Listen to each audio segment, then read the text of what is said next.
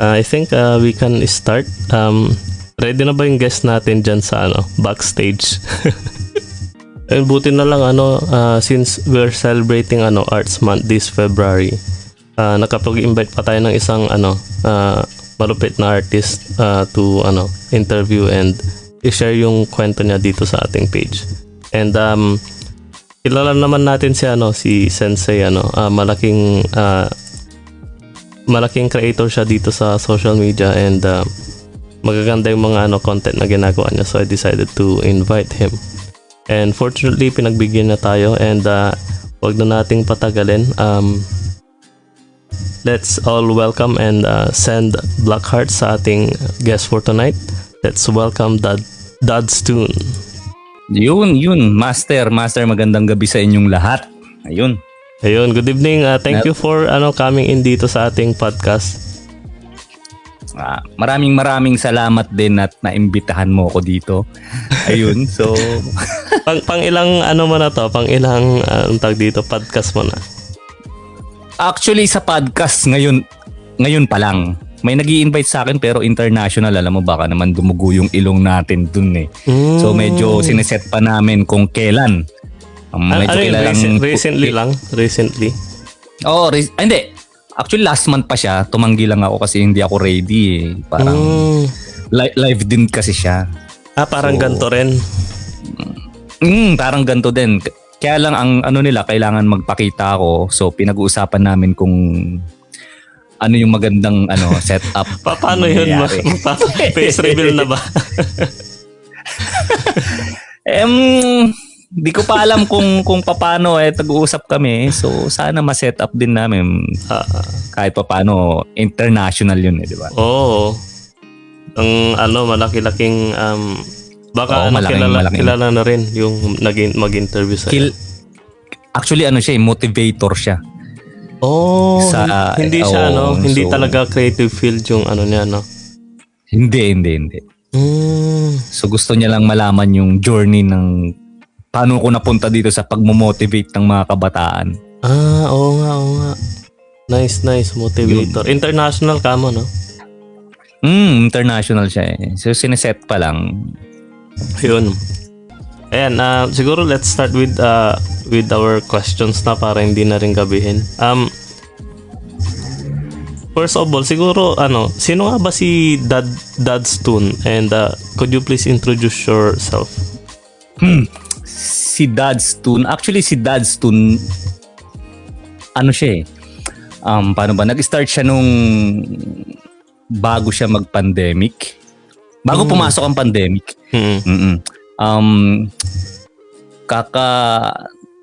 Ko lang sa corporate eh. Actually nasa corporate world pa tayo. Na kumbaga na lay off. So biglang pumasok si pandemic. Ang kagandahan naman doon, meron tayong na itatagong nabayaran tayo ng kumpanya, then biglang nagkaroon ng pandemic, lahat paano na, di ba? Paano na ano gagawin? So naisip ko, ayun nga, lahat na naging vlogger na that time, lahat na naging businessman na that time, di ba?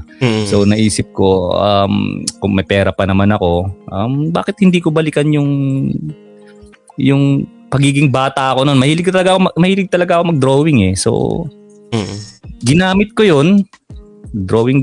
Actually traditional art pa yung ginagawa ko. Charcoal painting. So ina-upload ko sa sa thread, pwede mong banggitin yun? Sa YT. Ayan. Sa YT. Walang nanonood. So sobrang hassle kasi syempre nadi-disappoint ka eh. Ang hirap gumawa ng, 'di ba? Ng portrait, so charcoal painting, 'di ba? So oras yung gugugulin mo diyan pag-upload mo, parang walang nanonood. Ayun, so ginawa ko para mas madali, gumawa ako ng cartoons. Ito nga mga memes. Medyo nakakapagpaano sila eh. Kumbaga natatanggal yung stress mo pag nanonood ka ng mga reels na nakakatawa. So ginawa ko yun. Gumawa ako ng character. Actually hindi pa yun yung character ko. Hindi pa siya ganun ka solid. So drawing lang, cartoons. Then dinab ko yung mga sikat na memes. katuwaan lang. Wala naman nanonood, so try lang. Pero ang ginawa ko, consistent siya. Kasi wala namang nakakulong tayo lahat that time di ba? Ano yun? So, yung sa ginawa ko siya. yung Reels yung ginagawa mo na nun? Parang, Sa Reels. Actually, sa Reels ako pumutok. yung animation na ba yun? Oo, medyo marunong naman na ako mag-animation. So, ginawa ko na siya. Kasi medyo mas madali Yung audio, hindi ko siya boses Kukunin ko sa memes, ako gagawa ng animation. Parang gano'n. Yeah. So, gayon yung ginawa ko. So, katuwaan, kahit walang nanonood, sige, try. Para bang testing lang. Hanggang then one time, hindi na mapigilan yung notification sa phone ko. Tuloy-tuloy na. Hanggang yun na. Nag-focus ako sa everyday animation, upload consistent yun. Everyday na animation? Oo, everyday kasi short form lang naman siya Para siyang hindi naman naabot ng 1 minute. Yung portrait kasi pag ginawa mo siya, ubos ka ng 4 na oras, 5 oras. Yung iba, 2 araw, 3 araw. Ganun. So, medyo na-burnout ako. Pandemic, stress. Tapos, ini-stress ko pa sarili ko. Sabi ko, gawa na lang ako nakakatuwa. Cartoons. Di ba? So, yun ginawa ko. So, nag-focus ako doon. Then, nag-boom. Nag-boom siya. Then, ano yung video mo nun na nagpa-viral sa'yo? Yung bata na nag-motivate. Actually, kay kay Awok TV, kung alam niyo yung batang si Master. Pumalo ako ng 20 million views. Sabi, So, natuwa ako. Sabi ko, okay to Well, hindi ko pa iniisip yung monetization na yan. Wala sa akin yan kasi laro lang Pero iba yung dating pagka nalaman mong 20 million views nabibigay ng gasolina yun para gumawa ka ulit Oo, Ngayon, di ba? So, ang nangyari, maraming nagagalit kasi hindi ko man audio yun oo nga, diba? Parang sabi ninakaw, ganon. Oo, parang yun. Yun na yun mismo. Kasi hindi ko ma-audio pero hindi nila alam. Meme yun So, yung memes, nasa iba't ibang platform na yan di ba? So, nakumalat na yan. So, audio lang yung kinukuha mo. Tapos yung art naman, ikaw naman Yung animation, hindi siya ganun kadali kasi frame by frame din yan na dinodrawing mo. Di ba? So, para sa akin lang yun. Pero sa ibang angle kasi, sa ibang perspective ng tao, ninakaw yun kasi hindi mo audio yun Yun na, so naisipan ko, teka lang, parang may mali din kasi parang hindi ka makikilala sa ganun. So, hindi na siya, ano ba tawag doon? So, hindi na siya masyadong, sa akin, kailangan gumawa ko ng original. Parang, sa akin na ba? Para makilala si Dadstone. Kasi kung si Dadstone, kikilalanin, isang meme lahat, siya kumbaga hindi siya solid na brand di ba? So, ayun, so nag-focus ako sa pag-motivate na ng mga kabataan. Well, nakikita ko kasi most of my niche is puro kabataan kasi siguro dahil cartoons kasi animation kasi so then nag-test ako, trinay hanggang gumawa na ako ng mga cartoonist, nag-drawing na ako, illustrations. Tapos nilalagyan ko siya ng mga motivation quotes, so something like that. So, nakikita mo kasi, habang tumatagal kasi, nakikita mo kung ano yung maraming views, yung tinatangkilik. So, doon ako nag-focus. Doon ako nag-focus sa mas kumakalat yung art mo. Yun. So parang yun na yung naging identity ng Dadstone. So tinanggal ko na yung memes. Nag-build na ako ng brand na ito si Dadstone, nakatali yung buhok, siya lang muna yung character ko kasi nung memes madami sila madaming character yan, so hindi mo may mga nakasombrero, nakita ko. Actually ang dami niyan. So sabi ko, hindi siya makikilala siya na marami, pero sino? Walang, di ba, power of one nga dapat. Dapat may character ka lang na isa na bubuuin mo as brand. Kaya ano ba to? Tawag dito? Itong nasa profile picture mo, parang reference sa sarili mo or parang gawa-gawa mong character lang yan? reference siya sa sarili ko actually. Long yeah. hair, nakatali yung buhok. Normally kasi ganun yung mga ano natin no, yung kung sino yung character, normally siya yung representative nung ano na. Actually ganun nga. ayun, salamat sa pag-introduce ng Dad's Tune sa mga hindi nakakilala. Pero dito sa paggawa mo ng Dad's Tune, meron ka na bang mga achievements or mga awards na nakuha? Actually meron. May kahit papaano may nakakilala, naging guest speaker ako sa isang school sa Laguna. Ayun, then may kumuha sa aking collaborations, actually animations din. May mga bagay na ganun din naman kahit papaano. Ayos. Napupuri pa rin kahit papaano. So Ayan.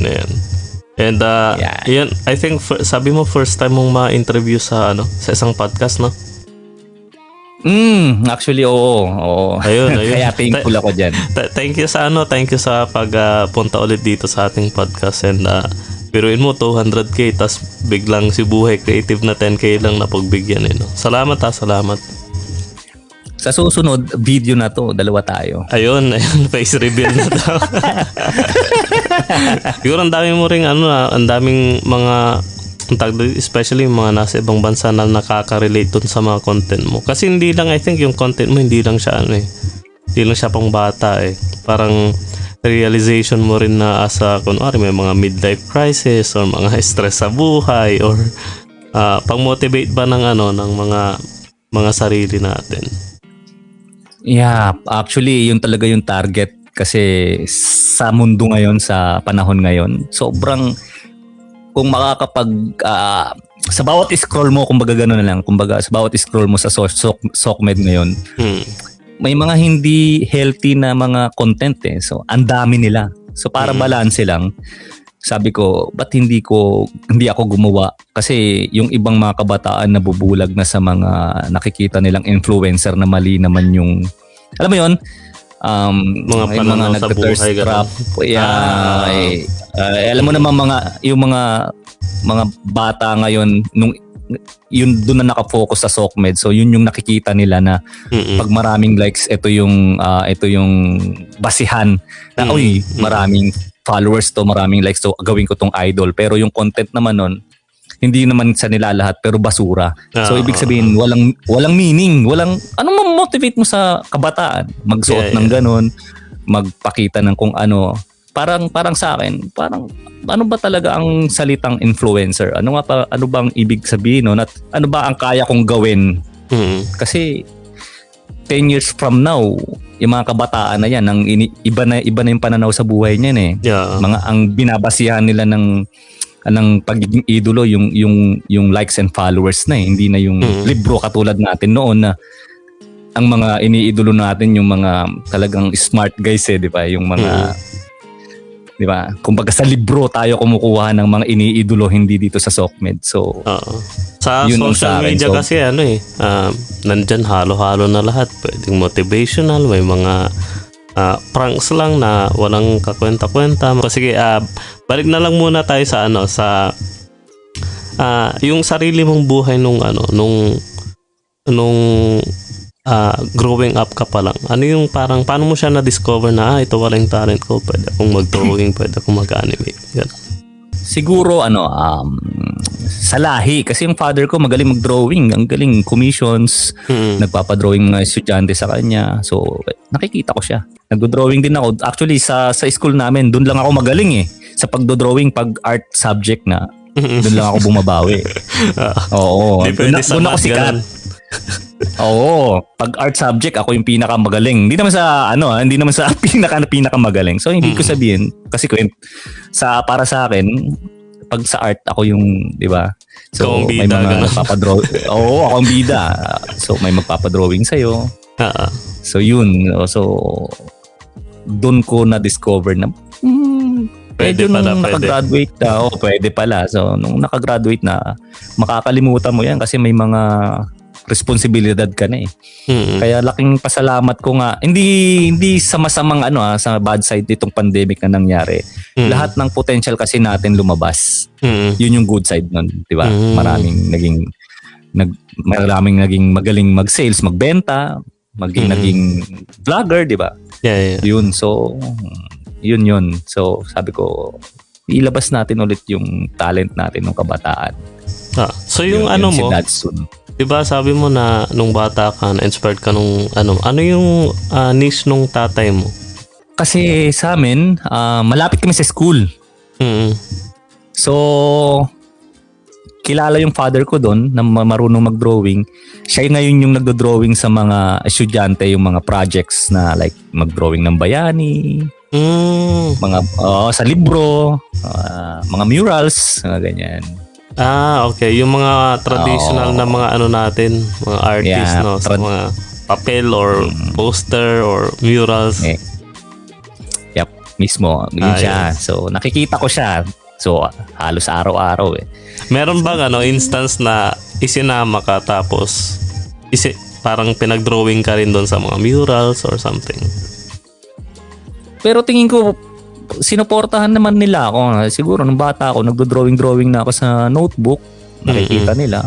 Tuloy-tuloy lang, nahasa. Pero, yun nga, pagka lumaki ka na, hindi mo na parang katuwaan lang pala yun. Hindi mo naman pagkakakitaan yun, di ba? Yun siya. Ayun. Thank you for sharing that. Pero ngayon, anong pinagkakabalan mo? Like, nag-work ka ba freelance or... Actually, kaka-resign ko lang sa corporate. Kaya naisipan kong i-full-time siya kasi kumbaga, ito yung passion ko eh. Tapos nakikita ko may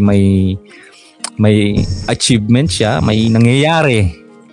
Diba? May nangyayari din naman, ba't hindi ko try natin kung hanggang saan yung mararating. Diba? Ayun. Although hindi ko naman 200k followers, hindi na siya biro na parang yun habi lang. Malaki na yung following mo eh. Although hindi ko tinitingnan yung side na income. Hindi ko tinitingnan yan. Ang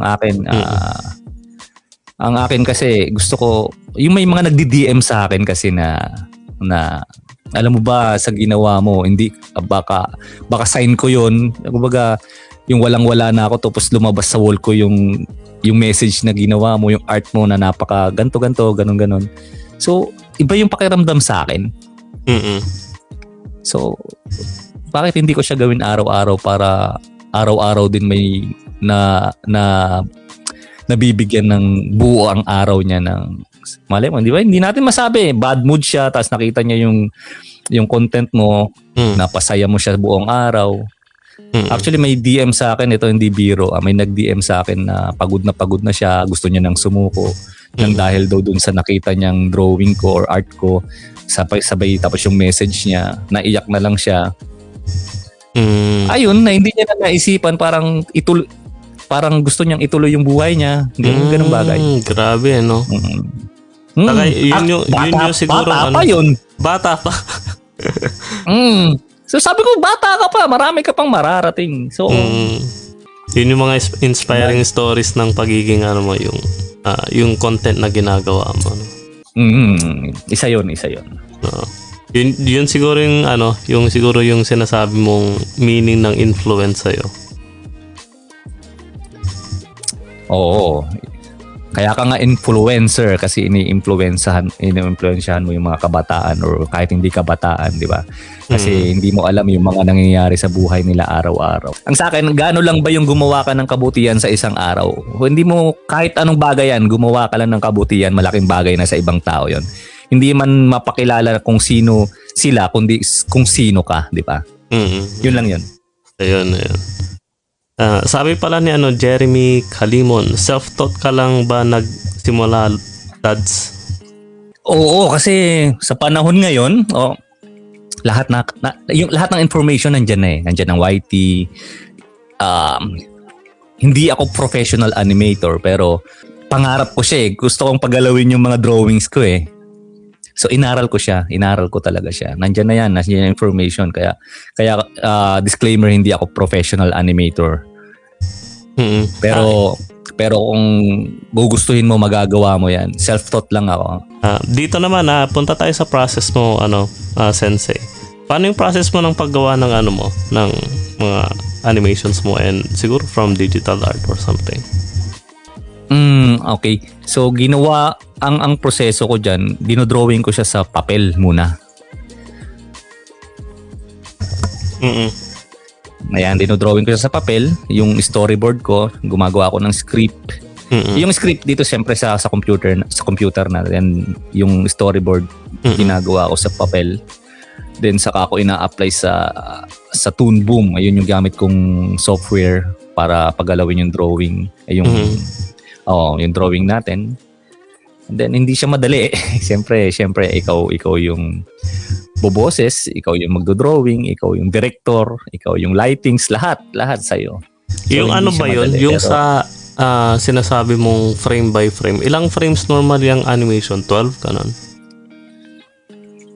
Ako kasi pagka YT animator ka lang naman, hindi ka mag-aano sa 24 eh.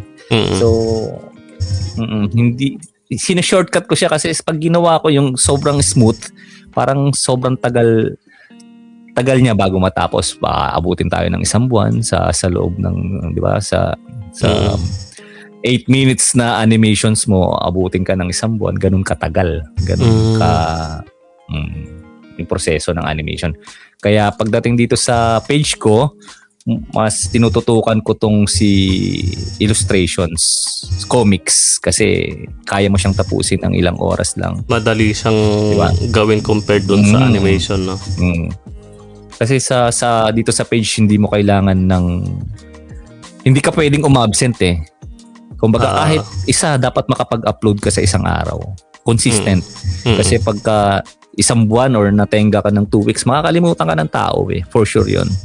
So mag-uumpisa ka na naman. Tsaka yung momentum mo na as creator, parang pag hindi ka gumawa ng ilang araw, parang nadidemotivate ka ba? Mismo, dumadating ako sa panahon na gano'n na parang ayaw mo nang gumawa kasi na-enjoy ka na dito kakalaro ng ML eh na. Di ba? Kakanood ng mga series. So minsan parang yun. Nangyayari yun. Kaka-Roblox po eh. Kaka-Roblox. Yun. So kailangan talaga consistent ka. Yung motivation, hindi siya uubra kapag wala kang disiplina. So disiplina ang so kailangan. hindi lang motivation ang kailangan, no? Hindi. Ang motivation nawawala yan pag nag-e-enjoy ka o may mga distractions. Nawawala yan. Pero pag may disiplina ka, patay mo muna yung cellphone mo, yung TV, patay mo muna. Gumawa ka. Yun ang disiplina. So, yan, sa mga nakikinig disiplina, guys. Huwag lang Roblox tsaka ML. Consistent lang pala. Consistency ang kailangan na. Yung motivation, nawawala yan. Nagpe-fade yan. Yan. Saan na ba tayo nagkapag na umpisa? Okay. So yung sa yung pagdodrawing mo from papel, tas tinatransfer mo sa digital, yung Photoshop bang ginagamit mo or Clip Studio? Ano yung parang base frame mo? Nung una, sa Photoshop ako, pero hindi siya madali eh. So, maraming siyang proseso. Ini-sketch ko sa papel. Siyempre binubuo ko yung idea sa papel. Kumukuha ako ng mga reference sa Pinterest o kung saan man. Then mabubuo na yung idea doon. Then i-apply mo sa digital. Ang ginagamit ko dati is Photoshop nga. Then medyo maraming layer o kumbaga maraming proseso. Nung nakapag-invest na ako, nagkaroon ako ng tablet. So sa tab ko na siya ginagawa. Nag-invest ako sa Procreate. Pero syempre, as an artist kasi, kung anong meron ka lang, dun lang muna. Wag mo munang gamitan ng mga magagandang gamit. Hindi naman kailangan yun eh. Kung i-maximize mo ba kung ano yung meron ka lang muna. Then pagka kumikita ka na, mag-invest ka. Kailangan mo mag-invest. Kasi habang tumatagal kasi kailangan mo maging quality. Doon ka muna sa quantity. Kahit pangit yan. Tuloy lang. Kasi in long process yan, magiging quality na yung gawa mo maayos mo yan eh. Kasi yung iba, gusto nila maganda yung gamit, maganda yung camera, maganda yung, di ba? So bago nila umpisan, para sa akin, execute mo muna, quantity, gumawa ka kahit hindi maganda, kahit may masabi yung tao, then eventually matututunan mo yan, i-adjust hanggang maging quality na yung gawa mo. Tsaka ako personally naniniwala ako na wala sa gamit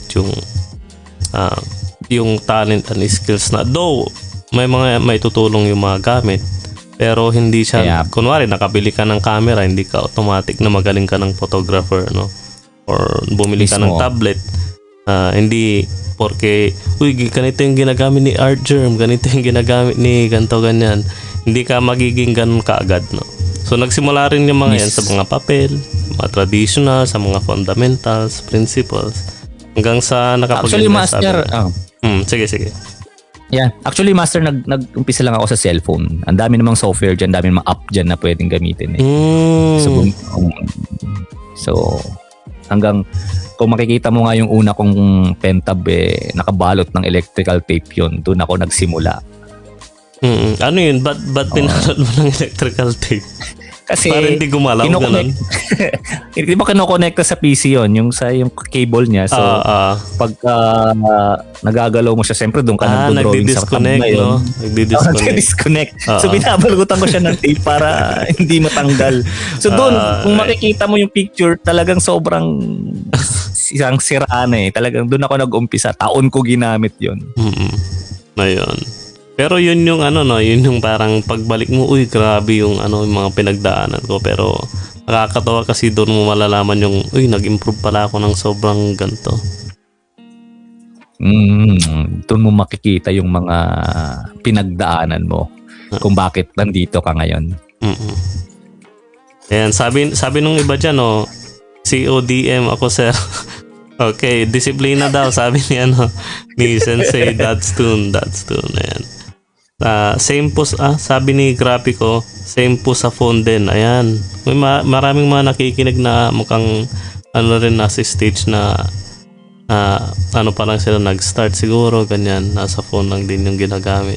Buti nga ngayon may cellphone na before kahit cellphone dati wala master. Kaya nga master, nagsimula ako sa YouTube ng sa may illustration board. Yan. So doon ako charcoal painting talaga, portrait siya. So kaso walang nanonood. Parang ba to? Hindi wala man lang parang balik ganon. Kasi master, nung araw ng pandemic na yun, parang desperado lahat, kailangan kumita. Pero hindi pala ganon, hindi mo kailangan habulin yun Hindi yun ang titingnan mo doon. Titingnan mo kasi pag bebenta ka ng produkto, ang titingnan mo yung value na maitutulong mo dun sa customer. Para kasi yung hinahanap mong kabayaran niyan is manggagaling dun sa value ng ginagawa mo. Diba? Ayun.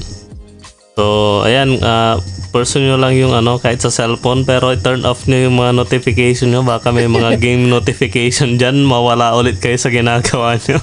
Disiplina daw, disiplina. Ayan. Saan na tayo? May mga tanong ba dyan sa baba? Siguro mamaya na lang. Ayan. Ito, how do you stay creative and stand out from the crowd? Kasi may maniwala sa'yo na kahit isa lang, hanggat may naniniwala sa yung isa, kasi yun yung magiging motivation mo para maging, di ba, para siya yung gas mo para magpatuloy. Gaya ko, parang nung una kasi dumadating tayo sa point na nawawalan ka na ng gana kasi wala namang, ang hirap-hirap ng ginagawa mo, walang nanonood. Hindi pala ganun.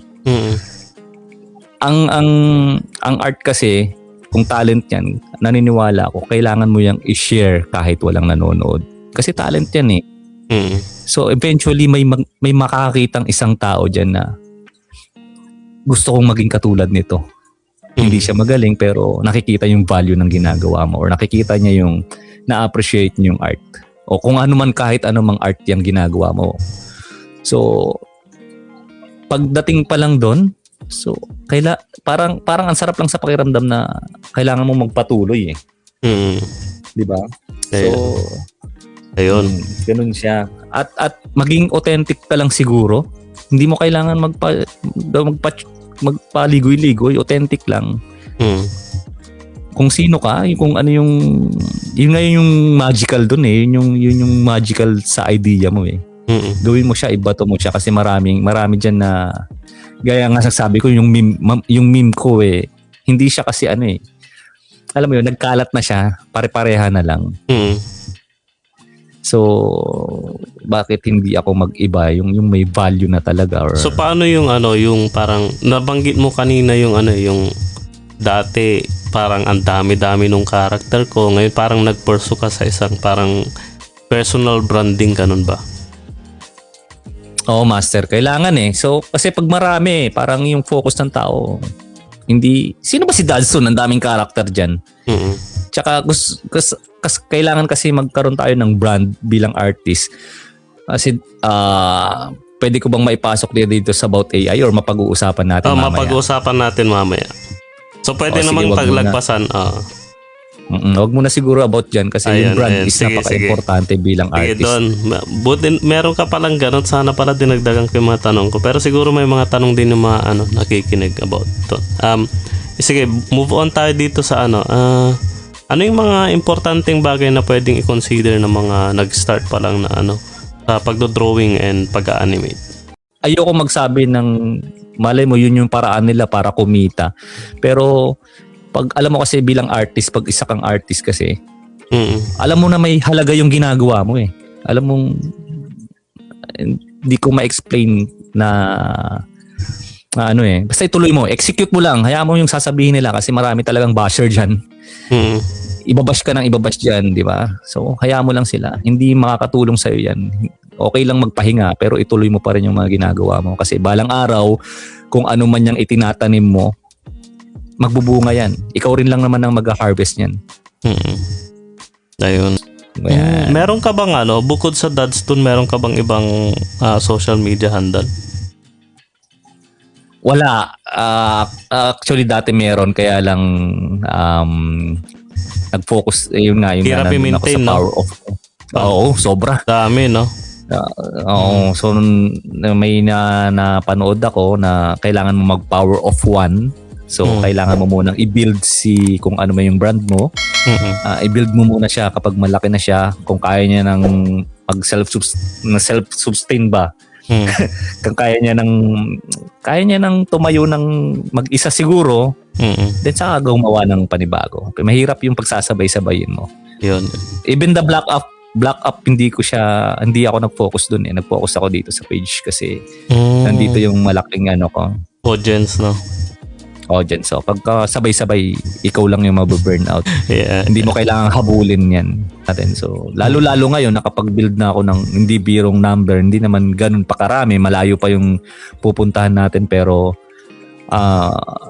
kailangan ko silang alagaan na kailangan nyo mabasa yung mga message ko kasi hindi lahat ng araw masaya kayo. Di ba? Kailangan. Yeah. Yun nga yung maganda doon sa mga content mo, natutuwa ako. Kaya sabi ko, invite ko nga itong si Buti na lang pumayag ka talaga. Salamat. Uy, maraming salamat sa'yo. Kasi syempre, tayo lang din naman magsusuportahan eh. Bakit